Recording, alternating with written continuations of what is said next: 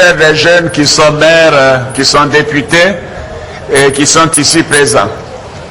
Mais je voudrais saluer mon aîné, le général Palenfo.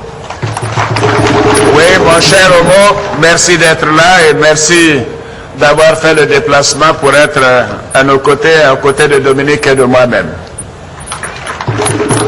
Je le disais, la dernière fois que j'étais ici, c'était exactement le 15 octobre, il y a 2 ans, lors de la campagne présidentielle. Et vous l'avez dit, monsieur le porte-parole, j'avais été marqué par l'extrême pauvreté de cette région. J'avais même indiqué que c'était insupportable, alors que notre pays a plus d'un demi-siècle d'indépendance. Je vous avais en ce moment-là présenté mes solutions pour votre belle région. Et voilà, je suis donc avec vous cet après-midi à Bouna et j'en suis particulièrement heureux. Merci à vous car vous avez contribué largement à me porter à la tête de la Côte d'Ivoire. Je tenais donc à venir vous voir et dire un grand merci à Sa Majesté le Bouna Massa, à tous les chefs religieux traditionnels et coutumiers, et dire que grâce à vos prières, à vos bénédictions, votre fils est à la tête de notre pays. Oui, je tenais aussi à venir vous dire que un Ouattara, fils d'une lignée d'empereurs et de chefs, tient ses promesses. Et donc je suis venu vous dire que je tiendrai mes promesses. Tout ce que j'ai promis pour cette région, je le ferai. Mais je viens aussi vous apporter un message de compassion, un message de pardon, un message de paix. Oui, je suis venu vous dire qu'aujourd'hui la Côte d'Ivoire est en paix. La situation sécuritaire se normalise. Et des fils de cette région y ont contribué et je voudrais les saluer. Je suis venu vous dire que cette paix doit être durable. Elle doit nous permettre de développer la Côte d'Ivoire, car aujourd'hui, la Côte d'Ivoire est au travail, les Ivoiriens sont au travail.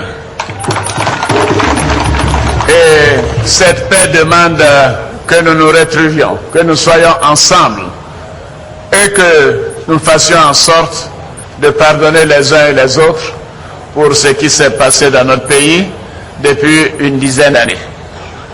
Pour ma part, je voudrais vous dire qu'avec le gouvernement, nous sommes au travail pour réduire les souffrances des populations. Oui, nous travaillons également à la réconciliation entre les fils et les filles de notre pays. Car sans paix, il n'y a pas de développement. Donc la réconciliation dont nous parlons doit être vraie, sans arrière-pensée, sans esprit de vengeance. La réconciliation suppose bien entendu le pardon mutuel, mais aussi la repentance et le retour de la confiance entre les filles et les fils de cette région et de toute la Côte d'Ivoire. Je ne ménagerai aucun effort pour la paix, pour la réconciliation entre tous les Ivoiriens. Car je le dis et je le répète, je suis le président de tous les Ivoiriens. Chères sœurs, chers frères, maintenant que cette crise semble être derrière nous, je voudrais vous dire que nous avons des défis à relever.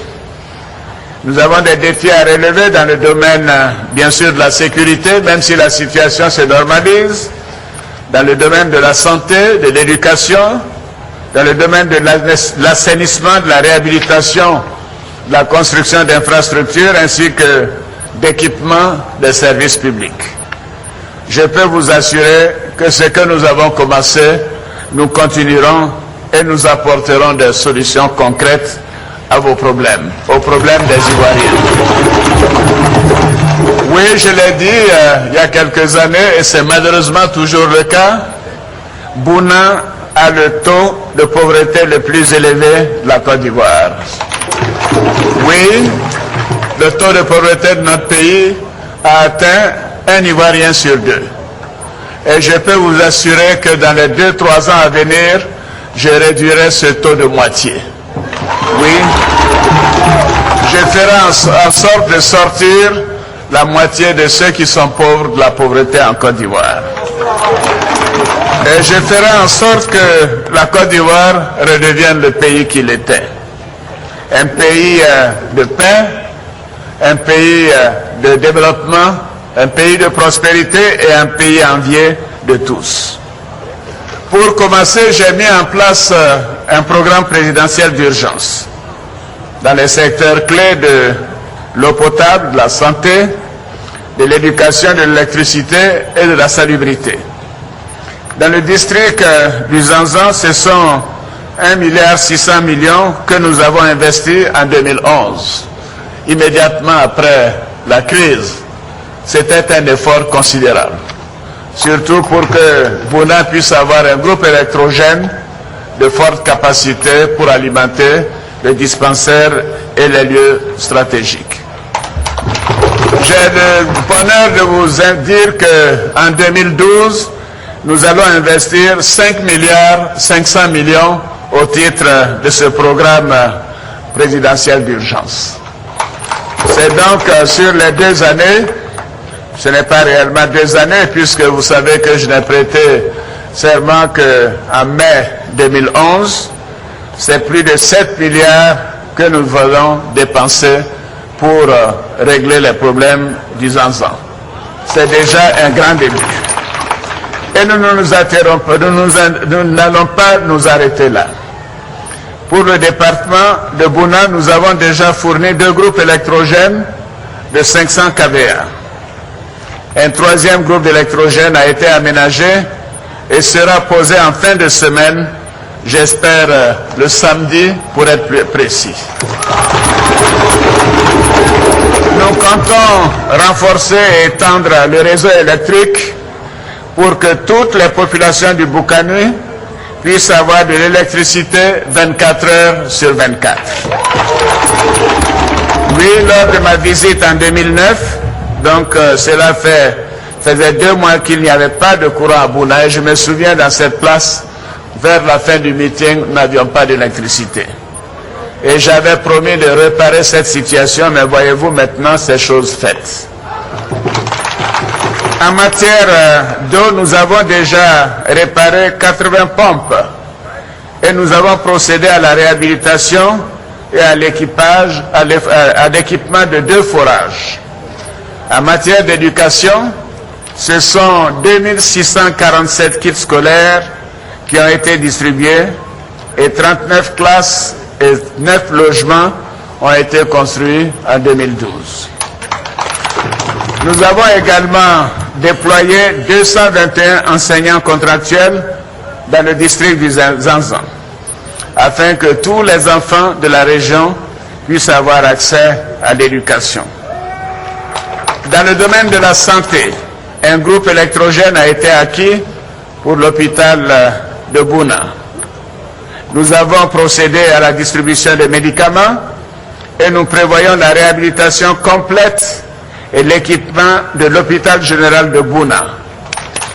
Oui, ces travaux seront livrés dans quelques mois, c'est-à-dire en mai 2013. Dans 6 mois, l'hôpital sera entièrement équipé. Madame Ouattara, la première dame, a procédé à une campagne de vaccination contre la méningite. Elle a aussi offert des ambulances et des médicaments, car très sensible à la situation des populations dans notre région du Zanzan. En matière de route, nous avons procédé au reprofilage des axes Koutoubou, Youdou, Piaé et Oundé Fidiou, Liomodiou, Bouna, et Bouna Vargo et Bouna Teini, ainsi que Bouna Vonkoro et Bouna Doropo. Ces reprofilages ont été faits. Je peux vous assurer que ceci n'est qu'un début. Dans le programme de gouvernement que je vous ai présenté lors de la campagne électorale, nous avons prévu, comme vous l'avez dit tout à l'heure, un investissement de 163 milliards de francs CFA pour le développement économique, social et culturel du Boukané. Oui, et vous avez raison, vous l'avez cité, ce chiffre, et je rappelle que nous avions prévu 450 milliards de francs CFA d'investissement pour le district du Zanzan. Quand je le disais, certains disaient, oh là là, tout ça, ce sont des chiffres qu'on jette comme de la poudre aux yeux des gens, mais voyez-vous, nous avons commencé. Et nous tiendrons nos promesses. Et nous ferons ces investissements. Et notre volonté est le développement de cette belle région. Je peux vous dire que nous ne ménagerons aucun effort pour que chaque habitant du Boukané puisse vivre dans la paix, dans la sécurité et dans un meilleur environnement. Je voudrais reprendre quelques projets avec vous. Pour l'eau potable, nous avons l'ambition de réparer 530 pompes et réaliser 111 nouveaux forages. Et nous allons le faire dans les 2-3 années à venir.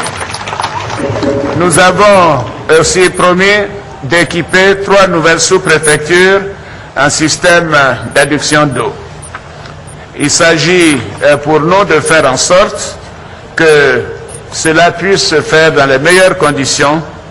Et pour l'électricité, nous allons faire en sorte de mettre fin aux baisses de tension et aux interruptions fréquentes.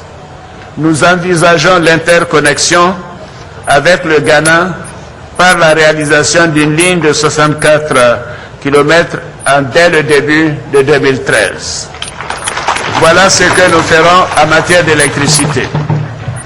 Et pour les questions d'infrastructure, oui, je vous avais promis le bitumage de l'axe Bouna-Doropo, frontière du Burkina, c'est-à-dire environ 95 km. Alors j'ai le plaisir de vous annoncer que les travaux vont démarrer en 2013. Oui, pour un montant d'environ 38 milliards, 40 milliards, et les financements sont déjà disponibles. Alors ceci veut dire que là également, nous tiendrons nos promesses. Et vous avez également demandé la construction d'un pont sur la Volta. Nous comptons le faire car ceci est très important pour les populations de cette région. Nous avons également dans notre programme dit que nous procéderons à la construction d'une université à Bondougou. Voyez-vous, nous avons déjà mis en route les universités de Korogo et de Daloa, et nous allons bientôt faire en sorte que les autres universités dont nous prévoyons la construction seront engagées. Donc l'université de Bondougou sera une réalité avant la fin de mon mandat. Et j'envisage de commencer les travaux dès 2014. En matière d'agriculture, nous connaissons les problèmes pour les noix de cajou. Et nous avons indiqué les investissements importants qui doivent être faits. Et les investisseurs que nous avons contactés doivent nous aider à faire en sorte que nous puissions procéder au traitement des noix de cajou sur place plutôt que de les exporter comme nous le faisons actuellement. En matière d'emploi, j'avais beaucoup parlé pendant ma campagne de l'emploi des jeunes. Et ceci est essentiel. Les grands projets que nous prévoyons permettront effectivement de régler en partie le problème de l'emploi des jeunes. Ceci est indispensable. Oui, jeunes gens, je vous demande d'être assidus à l'école et à l'université, car la croissance importante que notre pays connaît, plus de 8% cette année, peut-être même 9%, et l'année prochaine à peu près la même chose, et une croissance à 2 chiffres, c'est-à-dire plus de 10% à partir de 2015 doit permettre de créer des dizaines de milliers d'emplois. Et là encore, je compte tenir ma promesse de créer 1 million d'emplois pour les jeunes notamment d'ici la fin de mon mandat. J'ai pu aussi dire que pour les femmes, dans 2 semaines, Madame la Première Dame mettra en œuvre son projet de microcrédit. Oui, ce projet a été déjà finalisé. Elle a déjà choisi les structures qui travailleront sous son autorité et elle compte commencer avec un chiffre de 1 milliard de francs CFA en microcrédit pour les femmes. Donc, chers parents, chers frères et sœurs, c'est pour vous dire que nous sommes à l'œuvre, nous sommes au travail pour aider nos parents du Boukani. Oui, nous savons que nous devons faire plus ici qu'ailleurs, parce que cette région a été abandonnée. Nous devons augmenter les capacités de cette région. Et je peux vous dire, Majesté, que vous pouvez compter sur moi. Oui, Majesté, chers cadres, nous avons reçu vos doléances. Et je peux vous assurer que nous en ferons bon usage, car nous les mettrons en œuvre. Je crois à la prospérité de la région du Boukani. Je voudrais vous dire que je souhaite que la paix revienne dans notre pays. Je souhaite une réconciliation vraie entre les Ivoiriens. Je demande à tous les fils et tous les fils de cette région comme de la Côte d'Ivoire de réapprendre à vivre ensemble. Oui, Majesté, je tiens à vous rendre hommage. À rendre hommage aux chefs traditionnels, aux chefs religieux, pour vos actions en faveur de la paix et de l'unité. Nous savons ce que vous faites pour la cohésion des différentes tribus dans cette région. Merci et je vous encourage à continuer. Oui, je sais que c'est important cette cohésion sociale. Et je voudrais demander à toutes les populations de réapprendre à vivre ensemble, d'avoir le sens de la tolérance, le sens du pardon, et de se dire que chacun a besoin de l'autre et que nous sommes tous des fils de la Côte d'Ivoire. Et je prie pour que notre pays connaisse une paix définitive, car j'ai de grandes ambitions pour notre pays.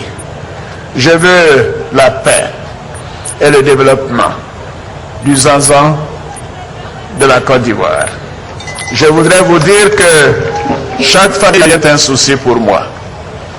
Et je ferai en sorte que ce mandat soit la traduction de ma volonté de transformer dans notre pays, de faire en sorte que la Côte d'Ivoire redevienne le pays que nous avons eu, le pays dont nous rêvons maintenant, le pays qui a comme hymne national qui commence avec « Fiers Ivoiriens ». Donc, fiers Ivoiriens, je vous salue. Je vous remercie et je veux faire en sorte que notre pays redevienne ce beau pays qu'il a été. Et je crois que nous allons bâtir une nation encore plus belle et plus prospère. Vive Bouna, vive le Boukani, vive le Zanzan, vive la Côte d'Ivoire. Je vous remercie. Plein d'espoir que le président de la République, Alassane Ouattara, a terminé son adresse aux populations du Boukani et à toute la Côte d'Ivoire. Vous avez pris, je vous ai vu prendre en tout cas beaucoup de notes. Je pense que j'ai indiqué à mon aîné, le général Palinfo, que je vais aller le saluer comme il se doit dans nos traditions. Le petit frère doit toujours se rendre chez le grand frère, n'est-ce pas? Donc vous allez m'autoriser à le faire. Et j'en profite pour saluer également mon jeune frère, le secrétaire général du gouvernement, Sansan Kamile. Sansan, merci pour l'important travail que tu fais. Merci à tous et bonne soirée. À très bientôt. Merci encore. Le président donc a terminé son discours. Oui, dans son message, le président de la République a commencé par rappeler que lors de son dernier passage ici, le 15 octobre 2010, dans le cadre de la campagne électorale, il a été marqué par l'extrême pauvreté qui sévissait dans cette région et avait pris l'engagement de réparer ce tort. Un Ouattara, a-t-il dit, un Ouattara tient ses promesses. Tout ce qu'il a promis lors de la campagne, il le réalisera. Le président de la République est venu aussi dire que la Côte d'Ivoire est en paix et que cette paix doit perdurer pour lui permettre de développer son programme de développement. Chers parents de Bouna, permettez-moi, à qui il revient l'honneur d'annoncer les dons du président de la République, de le remercier encore une fois pour tout ce que nous sentons, qui est palpable et que nous sentons au quotidien dans notre vie. Je voudrais remercier le président et Madame Ouattara qui continuent de nous combler. Le chef de l'État, à l'issue de la visite de ce jour, a donné une importante enveloppe. Il a remis une enveloppe pour aider le roi. Il a remis pour les chefs coutumiers et chefs de terre la somme de 5 millions de francs CFA. Il a remis pour le corps préfectoral la somme de 4 millions de francs CFA. Pour la communauté chrétienne de Bouna, la somme de 1 million de francs CFA. Le président de la République offre à la communauté musulmane de Bouna la somme de 1 million de francs CFA. Le président de la République offre aux femmes de Bouna la somme de 500 000 francs CFA. Le président de la République offre aux jeunes de Bouna la somme de 500 000 francs CFA. Je devais dire, le programme se poursuit demain avec les étapes de repos, Teini, Nation et Sandégué. C'est donc depuis la place de la paix ici à Bouna que Thomas Banichi et Ali Yoda vous ont proposé la retransmission en direct du premier meeting tenu par le chef de l'État dans le district du Zanzan. Première étape, la ville de Bouna. Le reportage ici a été supervisé par Sissé Mohamed Lamine avec Maméry Diomandé et toute l'équipe technique. Tout cela sous la coordination du directeur général adjoint, M. Yeo Adama Benoît.